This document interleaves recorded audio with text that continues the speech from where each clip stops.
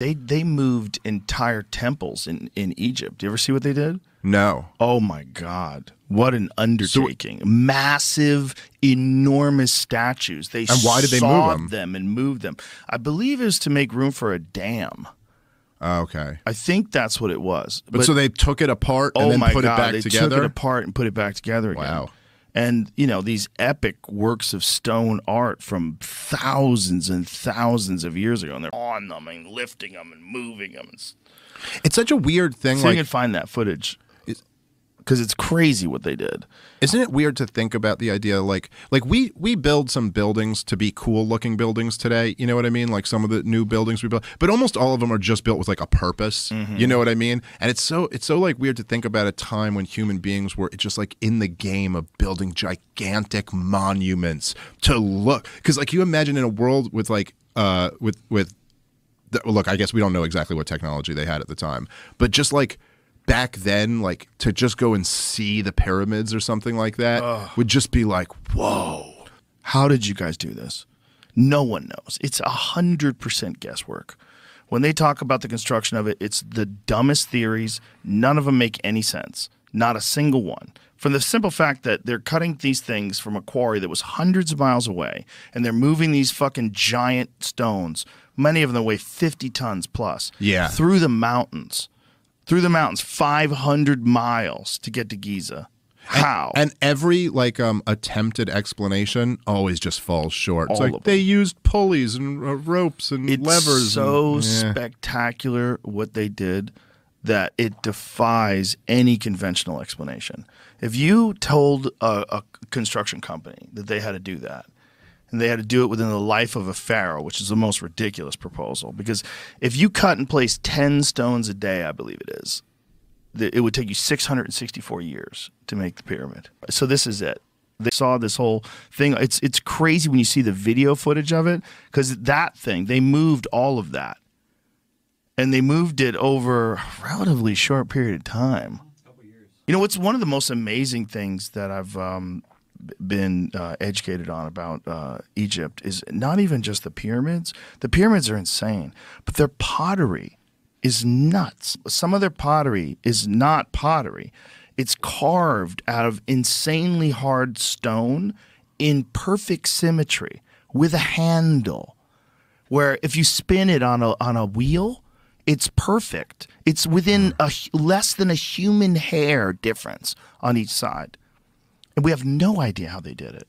Yeah, like how they're just these they're not ceramic, these stone vases that they built defy explanation. Well, it's and that's part of the thing about the pyramids too, right? It's the level of precision. From our understanding of what technology they had, like what the official historical kind of, you know, what they would say, it's like, well, that just makes no sense. None of it You're saying makes with no sense. Technology, they were able to do this thing that we, with our modern technology, can't figure out. Exactly. That doesn't make sense. Some of these vases, you know, when they find the perfectly intact ones, they're impossibly symmetrical. And they seem to have been carved out where they have like a very small lip, but they go inside and it's perfectly carved out in the center. Like, how'd you do that?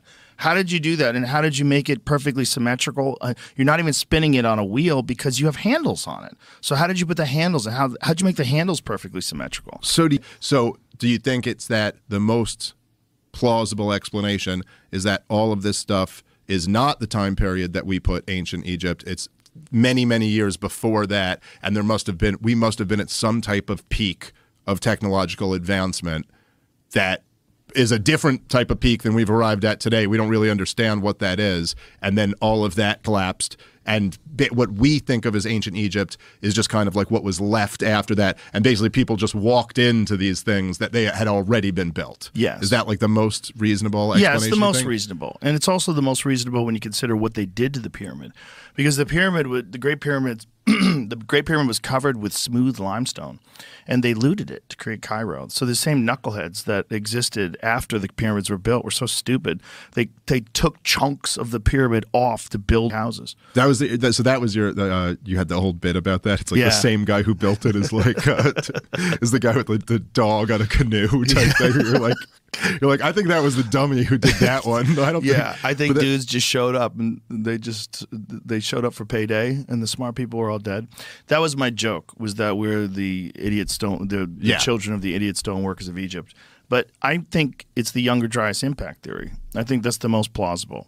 And that's because there's physical evidence of it. And that's something that Randall Carlson and Graham Hancock have talked about extensively. And then there's this whole group of actual scientists that are studying this impact theory because they have physical evidence of, in the core samples, of iridium at high levels at 11,800 years ago. And that's when they think it probably wiped out most of civilization. And that's also probably one of the reasons why, if you go way back in civilization, is 5,000, 6,000 years ago, people were barbaric because those are the people that survived. So now go 6,000 years before that where there's no history. There's nothing. Like ancient Sumer, right? That's 6,000 years ago, Mesopotamia. Like that's where about as far back as we. That's what we used to believe. Yeah, right. Before Göbekli Tepe, we used to believe that was the origin of a sophisticated civilization that was capable of writing.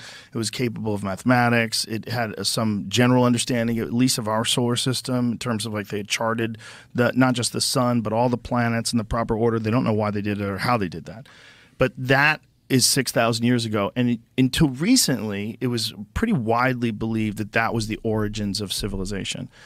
Then when they found Göbekli Tepe, which is for sure carbon dated to have been covered up, meaning someone either conquered it or someone decided we're going to cover it, and they did that intentionally 11,600 years ago.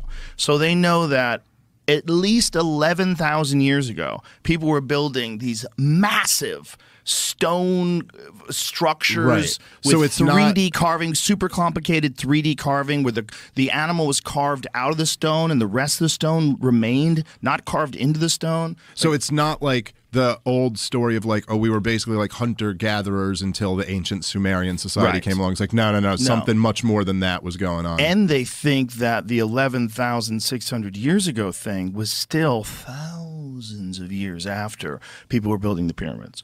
The people that are putting like the oldest date on the pyramids, like John Anthony West, who is this renegade Egyptologist that had this fantastic series called Magical Egypt. And this guy had this his life's work was studying Egypt and studying the history of Egypt. And one of the more amazing things is that Egypt has a written history in the hieroglyphs that go back 30,000 plus years. But archaeologists conveniently dismiss that as myth. And they say that, no, it's like 2,500 BC, and that's when it all emerges. But the problem with that is why would they lie about that?